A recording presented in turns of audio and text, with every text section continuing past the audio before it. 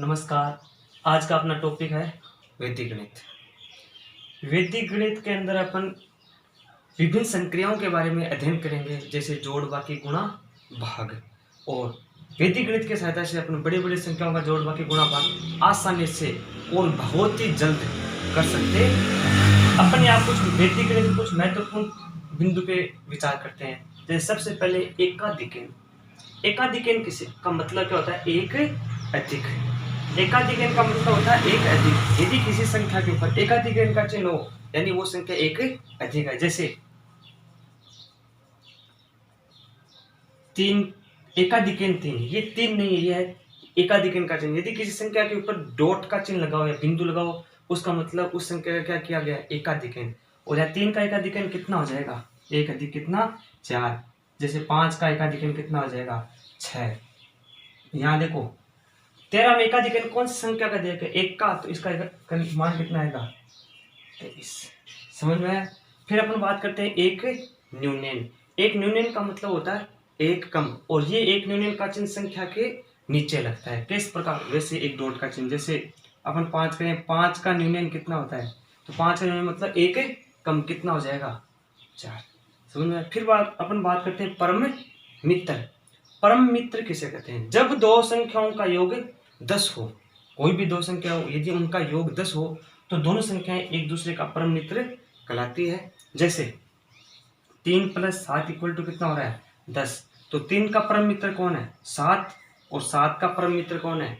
10। उसी प्रकार जैसे 8 + 2 = कितने होते हैं? 10। तो 8 का परम मित्र कौन है? 2। और 2 का परम मित्र है 8। ये तो थी कुछ बेसिक जानकारी।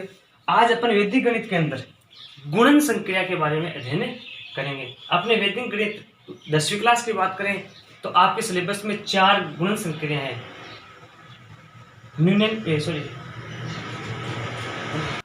कक्षा 10वीं में 4 गुणन संक्रिया हैं। सूत्र: एकाधिकन विधि द्वारा गुणा करना, एक न्यूनन पूर्ण विधि से गुणा करना, ऊर्ध्वक तिर्यक विधि से गुणा करना और निखिलन विधि से गुणा करना। तो आज अपन गुणन विधि के बारे में अध्ययन करेंगे। गुणन संक्रिया में अपन सबसे पहले एकाधिकन विधि से गुणा पढ़ रहे हैं। एकाधिकन विधि से जब अपन दो संख्याओं को गुणा करते हैं तो सबसे पहले उसका अपन सूत्र की बात करते हैं। सूत्र होता है निखिलम अंक गुणा उसका एकाधिकन / चरम अंकों का गुणा। ये होता है वाम पक्ष और ये होता है दक्षिण पक्ष, और इसके संकेत होते हैं। देखो चरम अंक, सबसे पहले आपको समझ आती है कि चरम अंक क्या होते हैं और निखिलम अंक क्या होते हैं। तो चरम अंक कौन से होते हैं? संख्या के इकाई युक्त अंक चरम अंक कहलाते हैं। और चरम अंकों का योग कितना होना चाहिए? या तो 10 हो, 100 हो या 1000 हो। यदि चरम अंकों का योग 10 है तो शेष निखिलम अंक क्या होने चाहिए? समान। आप जो भी चरम अंक ले रहे हो उनका योग यदि 10 हो रहा है, 100 हो या 1000 हो, तो उनको लेने के बाद में शेष निखिलम अंक क्या होने चाहिए? समान। जैसे अपन बात करें इस प्रश्न, देखो यहाँ 7 और 3 कितना हो रहा है? 10। इनका चरम अंकों का योग तो 10 हो रहा है क्या, लेकिन शेष निखिलम अंक समान है। यहाँ तो 10 है और यहाँ 19 है। तो अपन चरम अंकों के अंक बढ़ाएंगे। यहाँ 0, 3 और 97 कितने हो रहे हैं? 100। शेष निखिलम इसमें भी 1 और इसमें भी 1 है। तो यहाँ चरम अंक कौन से? 0, 3 और 97। और इस प्रश्न में बात करें, देखो 8 और 2 का योग कितना हो रहा है? 10। शेष निखिलम अंक समान है, तो अपन इस विधि का प्रयोग करेंगे। अब देखो मैं आपको बता दूं इस विधि में क्या है।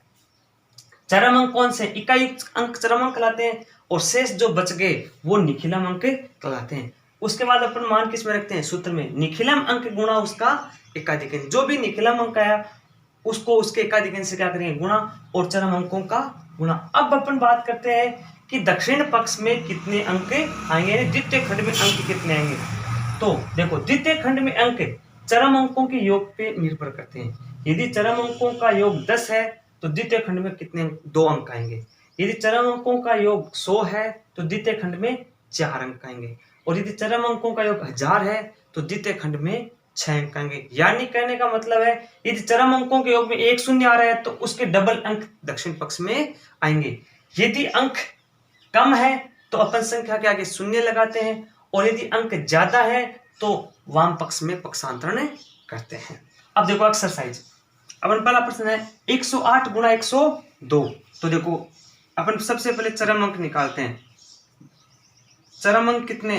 8 और 2। 8 व 2। शेष निखिलम अंक कितने हैं, समान है, तो अपन निखिलम अंक इक्वल टू कितना है 10। सूत्र में मान निखिलम अंक गुणा उसका एकाधिकन, तो अपन सूत्र में मान रखते हैं, देखो निखिलम अंक कितना है 10 और उसका एकाधिकन 10 इंटू 10 का एकाधिकन ओब्लिक चरम अंकों का गुणा, यहां चरम अंक कितने 8 हो 2, 8 इंटू 2, तो 10 इंटू 10 का एकाधिकन कितना होता है 11, 10 गुणा 11 ओब्लिक 8 दूनी 16, गुणा कर लो 110 ओब्लिक 16। अब देखो चरम अंकों का योग कितना हो रहा है 10 आ रहा है, तो दक्षिण पक्ष में कितने पाएंगे 2 आ रहे, तो ओब्लिक का चिन्ह हटा दो, ये आपका आ गया आंसर 110 16। समझ में आया। इसी प्रकार से देखो 103 गुणा 197, तो यहाँ चरम अंक क्या होंगे, यहाँ थोड़ा सा जानते हैं जाके, यहाँ चरम अंक क्या होंगे, देखो यदि आप चरम अंक 7 और 3 लेते हैं, 7 और 3 का योग 10 हो रहा है, लेकिन क्या शेष निखिलम अंक समान है, नहीं, तो अपन यहाँ चरम अंक कितने अंक लेंगे 2 7 97 और 03, तो चरम अंक यहाँ कितना है 97 है 03, जिनका योग कितना हो रहा है 100, और निखिलम अंक कितना है, निखिलम अंक इक्वल टू 1, तो सूत्र में मार्क तो निखिलम अंक गुणा उसका एकाधिकन, निखिलम अंक कितना है 1 गुणा उसका एकाधिकन कितना है 1, ओब्लिक चरम अंकों का गुणा 03 गुणा 97, 1 को किससे गुणा करें, ये 1 का एकाधिकन कितना हो गया 2, 2 गुणा 1 2, ओब्लिक 3 को किससे गुणा करेंगे 97 से, 7 21 9 30 27 रेख 27 और 2 29। अब देखो यहां ध्यान दो चरम अंकों का योग कितना हो रहा है 100, और 100 आ रहा है, तो दक्षिण पक्ष में कितने अंक आएंगे 4, लेकिन अपने यहाँ अंक कितने आ रहे हैं 3, तो संख्या क्या किसका प्रयोग करेंगे शून्य का, तो ये आपका आंसर आ गया 20,291। समझ में आया। ये थी आपकी सूत्र एकाधिकन विधि से गुणा करने की विधि। एक एक्सरसाइज और बता दो, एक एग्जाम्पल और देता हूं आपको, देखो 15 सही 1/6 गुणा 15 सही 5/6। जब मिश्र भिन्न के रूप में कोई प्रश्न आए और एकाधिकन विधि से यदि आपको हल करना हो, तो देखो बट्टे के रूप में लिखी हुई संख्या क्या कहलाएगा चरम अंक, और सही के रूप में लिखी हुई संख्या क्या कहलाएगी निखिलम। देखो इसमें भी 15 है और इसमें भी 15 है, और बट्टे के रूप में लिखी हुई संख्या का रूप में कितना होना चाहिए 1, तो अपन एकाधिकन विधि से गुणा करते हैं, तो यहाँ निखिलम अंक कितना है 15, 15 इंटू 15 का एकाधिकन ओब्लिक चरम अंकों का गुणा, चरम अंक कितना 1/6 गुणा 5/6, 15 को किससे गुणा करेंगे 16 से, 15 इंटू 16 ओब्लिक 5 एकम 5 6 6 36, 15 को 16 से इंटू करेंगे तो आएगा कितना 15 6 90, 15 को 15 15 9 24 240, ओब्लिक का चिन्ह हटा दो 5/36। तो इस विधि ये थी आपकी सूत्र एकाधिकन विधि से गुणा। इस विधि से में यदि और कोई आपको प्रश्न करना हो तो आप करना, फिर भी यदि कोई समस्या हो तो आप मेरे को कमेंट करके पूछ लेना। अगला अपना टॉपिक है सूत्र एक न्यूनन पूर्वेण। जब अपन दो संख्याओं को एक सूत्र न्यूनन पूर्वेण विधि से गुणा करते हैं तो एक संख्या के सभी अंक, एक संख्या के सभी अंक 9 के हों। जब दो संख्याओं को अपन एक न्यूनन पूर्वेण विधि से गुणा करते हैं तो एक संख्या के सभी अंक 9 हो तो अपन इस विधि का प्रयोग करते हैं, और बड़ी से बड़ी संख्याओं को आसानी से अपन गुणा कर सकते हैं। जैसे देखो 55 इंटू 999, ये दो संख्या, इनको अपन यदि एक न्यूनन पूर्वेण विधि से हल करते हैं तो एक संख्या के सभी अंक 9 है, तो अपन इस विधि का प्रयोग करते हैं। तो इस विधि को हल करने के लिए जैसे ये है वाम पक्ष और ये है दक्षिण पक्ष, तो सूत्र क्या होगा वाम पक्ष -1 ओब्लिक दक्षिण पक्ष माइनस वाम पक्ष। वाम पक्ष कितना है 55 माइनस 1 ओब्लिक 999 माइनस वाम पक्ष कितना बच गया 55 में से 1 गया कितना हो गया 54, घटा लो 55 में से 1 गया 54 ओब्लिक 9 में से 5 4 गए 5, 9 में से 5 गए 4 और 9, ओब्लिक का चिन्ह हटा दो, 54,945। तो ये विधि बहुत ही सरल है, बहुत ही आसान है। एक न्यूनन पूर्णी विधि से जब आप दो संख्या गुणा करते हो तो एक संख्या के सभी अंक 9 की हो तो अपन इस विधि का प्रयोग करते हैं। एग्जाम्पल के रूप में मैंने आपको बता दिया, आप अभ्यास करना। 46 × 99,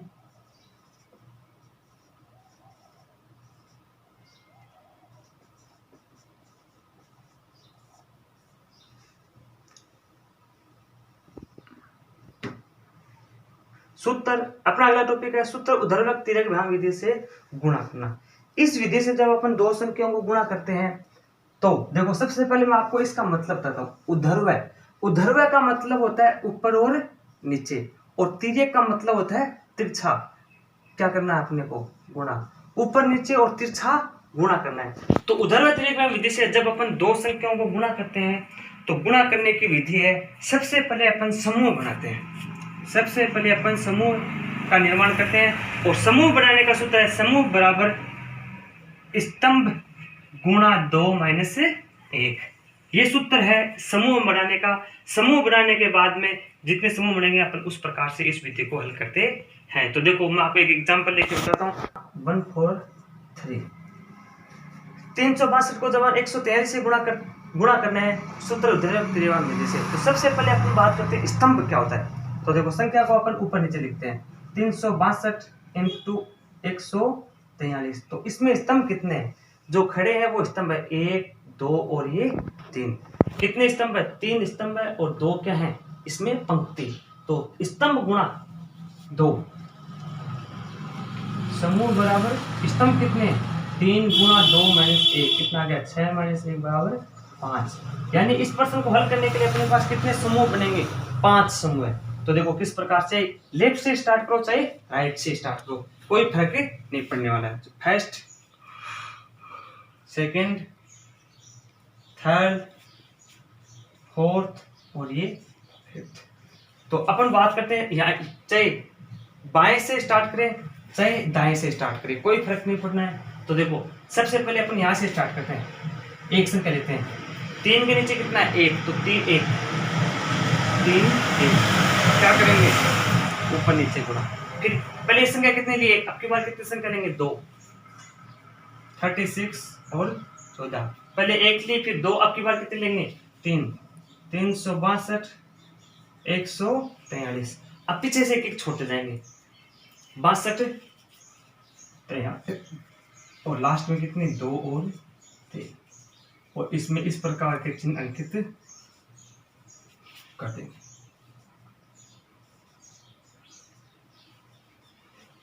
ये था अपना तरीका, समझ में आया? सबसे पहले अपन जो भी संख्या दी गई उससे अपन किसका निर्माण करेंगे? समूह का। समूह बनाने का सूत्र क्या है? स्तंभ गुणा 2 - 1। अपने समूह निर्माण के कुल समूह बने कितने? 5।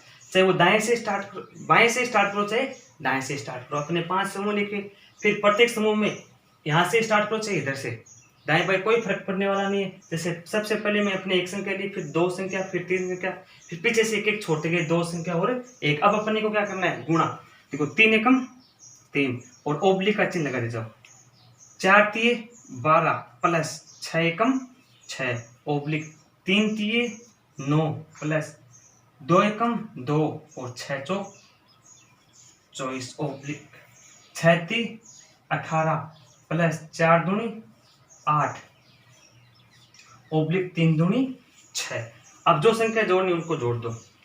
3 ओब्लिक 12 6 18, 24 और 2 26, 26 और 9 4 30 5 35, 26 और 9 35, 18 और 8 26 ओब्लिक 6। अब देखो, यहाँ तक आने के बाद में प्रत्येक खंड में अपने को कितना अंक चाहिए? 1 1। तो 2 अंक है तो उसको आगे वाले खंड में क्या कर देंगे? पक्षांतर। यहाँ 1 अंक, यहाँ 2 अंक, तो इसको यहाँ पक्षांतर कर देंगे, इसको यहाँ और इसको आगे। जो बच गया वो लिख लो। 6, यहाँ भी 6, 5 2 और 5 7, ये 3 यहाँ आया, 8 और 3 कितने हो गए? 11, और 1 यहाँ आ गया, कितने हो गए? 4। इस खंड में भी कितने अंक आ गए? 2। तो यहाँ इस 1 का वापस क्या करेंगे अपन? आगे पक्षांतर। 4 और 1 5, 1 7 6 6। ये आपका तरीका था सूत्र ऊर्ध्वक क्रियान्वयन विधि से गुणा करना। समझ में आया? इसके जो भी सवाल दिए हुए एग्जाम वो किताब में दिए वो निकालो। यदि कोई समझ में नहीं आए तो आप मेरे को दोबारा से कमेंट करके पूछो। तो देखो गुणा की अपनी अब लास्ट विधि सूत्र निखिलन विधि से गुणा करना। जब अपन निखिलन विधि से दो संख्या को गुणा करते हैं तो इसमें दो विधि, आधार विधि और उपाधार विधि। तो अपन आप यहाँ पहले आधार विधि के बारे में अध्ययन कर रहे हैं। तो देखो सबसे पहले अपन संख्याओं को किस प्रकार से लिखें। जब हमारे पास संख्या कितनी हो, 2, तो पहली संख्या सामने उसका विचलन, दूसरी संख्या सामने उसका विचलन। यदि विचलन प्लस है तो प्लस का चिन्ह आएगा और माइनस है तो माइनस का चिन्ह आएगा। फिर उसके नीचे सूत्र क्या लगता है, पहली संख्या कोई भी संख्या लो चाहिए, पहली संख्या प्लस दूसरी संख्या का विचलन। यदि आप ये संख्या ले रहे हैं तो विचलन दूसरी संख्या का जोड़, प्लस है तो जोड़ेंगे और माइनस है तो घटाएंगे। ओब्लिक विचलनों का गुणनफल, ये अपना सूत्र है। अब देखो इसके अंदर सबसे पहला मोस्ट कार्य होता है आधार और विचलन। सबसे पहले अपन संख्या, जो भी आपको संख्या दी गई उसका क्या ज्ञात करते हैं, आधार, और उस आधार के अनुसार निकटतम विचलन ज्ञात करते हैं। जैसे सबसे पहले मैं आपको बात करें, जैसे हमारे पास संख्या 105, तो 105 में आधार कितना है, आधार कितना है भाई 100, और 100 से संख्या कितने अधिक है 5, तो इसका विचलन कितना हो गया प्लस का 5। अपन बात करें जैसे 92, 92, तो 92 किसके निकटतम है, 90 के निकट भी है और 100 के निकट है। जब ऐसी सिचुएशन आ जाए तो अपन इसमें आधार कितना लेंगे 100, तो 92 में भी आधार कितना है 100 है, लेकिन इसमें विचलन ये 100 से कम है या ज्यादा, कम, कितनी कम है 8, तो इसका विचलन कितना हो जाएगा माइनस का 8। यानी कहने का तात्पर्य जब भी अपन निखिलन विधि से संख्या को गुणा करते हैं सबसे पहले अपन क्या ज्ञात करते हैं आधार, और आधार के अनुसार क्या निकालते हैं विचलन। विचलन निकालने के बाद अपनी विधि प्रारंभ होती है। तो देखो ये सूत्र इस सूत्र में मानते हैं, उसके तत्पश्चात अपन लास्ट में यहाँ कितने अंक आएंगे वो किस पर निर्भर करता है, आधार के ऊपर निर्भर करता है। यानी ये जो आपका दक्षिण सेकंड खंड है इसके अंदर कितने अंक आएंगे वो अपने आधार के ऊपर निर्भर करता है। यदि आधार में 1 शून्य है तो सेकंड या द्वितीय खंड में 1 अंक आएगा। यदि आधार में 2 जीरो यानी आधार 100 है तो 2 अंक आएंगे, आधार यदि 1000 है तो 3 अंक आएंगे। वही यदि अंक ज्यादा है तो फर्स्ट खंड या वाम पक्ष में पक्षांतरण कर देते हैं, और यदि अंक कम पड़ रहे हैं तो संख्या के आगे शून्य का प्रयोग करते हैं। यदि दक्षिण पक्ष ऋणात्मक है तो वाम पक्ष से अपन उधार लेते हैं, और जितनी संख्या उधार लेंगे इधर आते ही वो पहले आधार से क्या होगी गुणा। तो ये मैं आपको 2-3 उदाहरण के माध्यम से समझा रहा हूँ। तो सबसे पहले अपना उदाहरण है 105 × 104। तो सबसे पहले अपन क्या निकालते हैं आधार। 105 और 104 दोनों में आधार कितना है 100। विचलन कितना है प्लस का 5, और 104 में विचलन कितना है प्लस का 4। अब अपन इसके अनुसार लिखते हैं संख्या क्या क्या है 105 और 104। 105 104 में विचलन कितना है प्लस का 4। तो देखो सबसे पहले पहली संख्या, कोई भी संख्या लो अपने को तिरछा योग करना है, प्लस है तो जोड़ेंगे माइनस है तो घटाएंगे। तो यहाँ कौन सा चिन्ह है प्लस, तो 105 + 4 ओब्लिक विचलनों का गुणा 5 × 4। 105 और 4 कितने हो गए 109 ओब्लिक 4 × 5 = 30। यहाँ तक आने के बाद अपने आधार को देखते हैं। आधार में शून्य कितने हैं 2, तो द्वितीय खंड में कितने अंक आएंगे 2 आ रहे हैं, तो किसका चिन्ह था ओब्लिक का 109 20। ये था आपका आंसर। चलो एक एग्जाम्पल और करते हैं 97 × 103। तो आधार कितना है दोनों में 100। अब देखो 97 100 से कम है, इसका मतलब इसका विचलन कितना है माइनस का 3, और 103 में विचलन कितना है प्लस का 3। लिखते हैं 97 - 3 और 103 का विचलन कितना है प्लस 3। क्या करेंगे तिरछा योग, तिरछा जोड़ो। 97 लेंगे विचलन संख्या तो जोड़ेंगे कितना 3, तो 97 + 3 ओब्लिक विचलनों का गुणनफल 3 × माइनस का 3। 97 और 3 कितने हो गए 100, 3 × 3 9 किसका माइनस का। अभी देखो मैंने आपको विधि में बताया थी यदि दक्षिण पक्ष ऋणात्मक है तो अपन वाम पक्ष से संख्या उधार लेते हैं। अब देखो यहाँ कितना है 9, अपने को इधर से उधार लेना पड़ेगा। इधर से जो भी संख्या उधार लेंगे वो दक्षिण पक्ष में आते ही आधार से क्या होगी गुणा। यदि अपन इधर से 1 उधार लेते हैं तो इधर आते वो कितने हो जाएंगे 100, 2 उधार लेते हैं तो इधर आते कितने हो जाएंगे 200, 3 लेते हैं तो इधर आते कितने हो जाएंगे 300। तो कितना ले 1, तो ये लो 100 - 1, और इधर कितना हो गया 100 - 9। 100 में से 1 गया कितना बच गया 99, 100 में से 9 90। अब देखो अपना आधार आधार में शून्य कितने हैं 2, तो यहाँ कितने अंक आएंगे 2, 2 आ रहे, तो ये अपना आंसर आ गया 99,951। ये थी आपकी आधार विधि, और इसी आधार विधि के अनुसार आपकी उपाधार विधि, खाली उसमें सूत्र ही है, उपाधार अंक से इस पर को क्या करते हैं अपन गुणा, और विधि सेम है, आप उसके